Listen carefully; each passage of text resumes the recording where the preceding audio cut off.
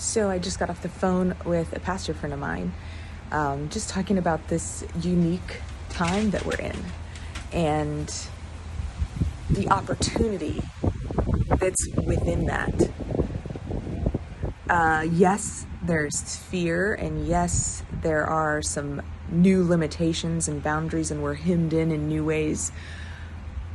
But some of that hemming in, that narrowing, that focusing in on this smaller kind of piece of our world allows for a depth that the rest of our lives may not have allowed for. It allows for this innovation. It's this opportunity to try new things, and there's all this grace around it because we're in such unique circumstances. So within that, I have seen friends doing door drops of little gifts for each other. My family, we've gone a few times and drawn messages with chalk on people's driveways and drawn hugs and hearts and love yous. We've also on Easter went and dropped little gifts off to a number of our Missing Piece community. And each of these has been this loving outreach. We're forced to try new ways to connect with each other that we've never been forced to before. Maybe as simple as just running into each other on a regular basis, or knowing we're going to see each other next Sunday at Missing Piece or the next birthday party or something. We knew we were going to run into each other eventually, or we assumed we would. And so the one-on-one connections became less important. The little acts of love and kindness were necessary. I'll wave at you at the coffee shop, and that'll be good enough. But in this unique time, we're experimenting with all these different ways of showing love. I remember asking my kids last time that we saw their grandparents before we were fully distanced. And I said, so we can't hug, but why don't you hug with your words? Why don't you look at each grandparent individually and tell them why you love them? And by doing that, we articulated in a way we never had how we felt.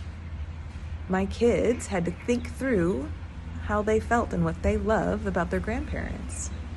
And what a gift that is to them, to those kids, to think through that, and what a gift to those grandparents to get to hear that.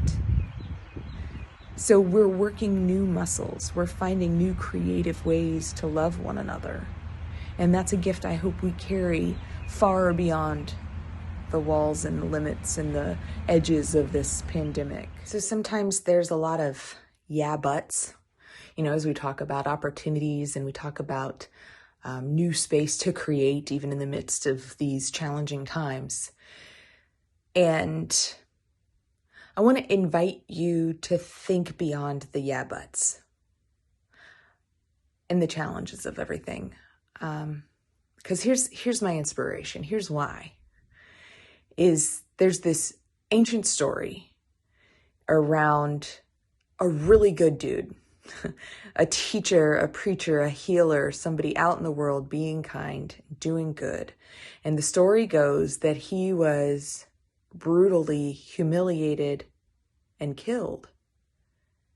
And you might think that was the end of the story. It would make sense if that was the end of the story, but that's not where the story ends. That's not where it stops. That's where it starts. That's where this movement branches out from, that started with just this one person in this small group he gathered. And they go out into the world and they start a movement that affects billions and billions of people and gives them hope.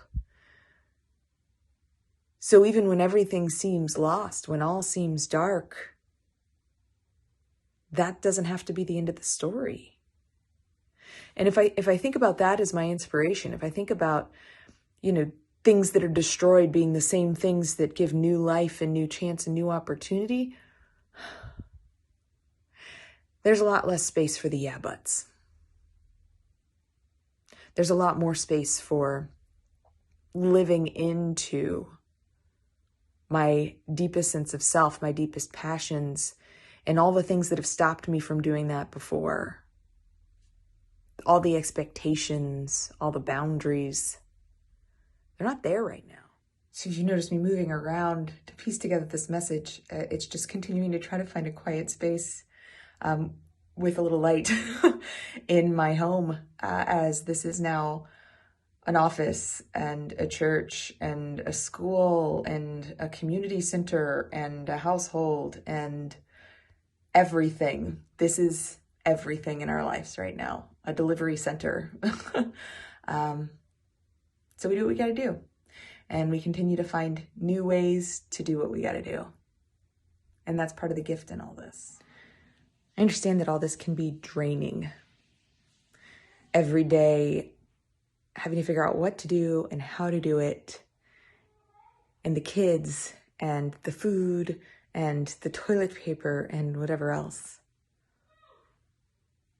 And it can feel like doing something creative or giving feels like just too much. And sometimes it is. Sometimes you need a nap. And sometimes it's just those things that feel like too much that are going to actually be the ones that give us energy, that give us hope. So I encourage you, not every day, but at some point to find some way to share and love and communicate how you feel.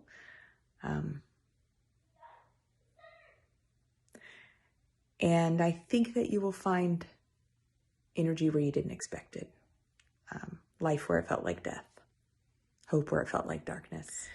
So I know it's super tempting to think about what happens next, to think about the time after, and often to think about the time before, and make all these comparisons and try to figure out what to do next.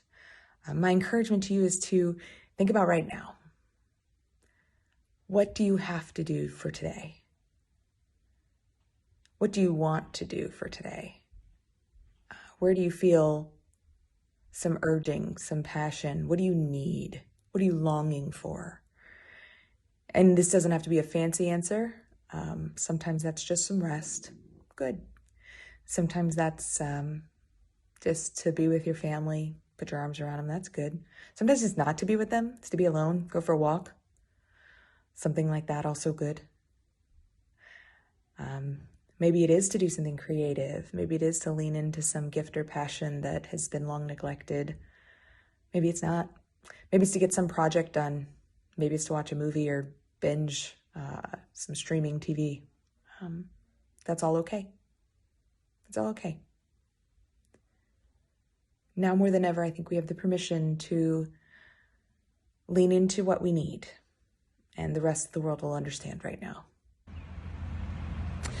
So it's Chalk It Up Sunday, and I invite you to find some time and space as you feel safe to do so, to take some chalk and go leave a message for somebody you care about, or maybe somebody you don't even know, maybe a neighbor, just to tell them you hope they'll be okay, and you want them to be well, and you care about them, thinking about them, prayed for them, whatever language feels appropriate to you in your context.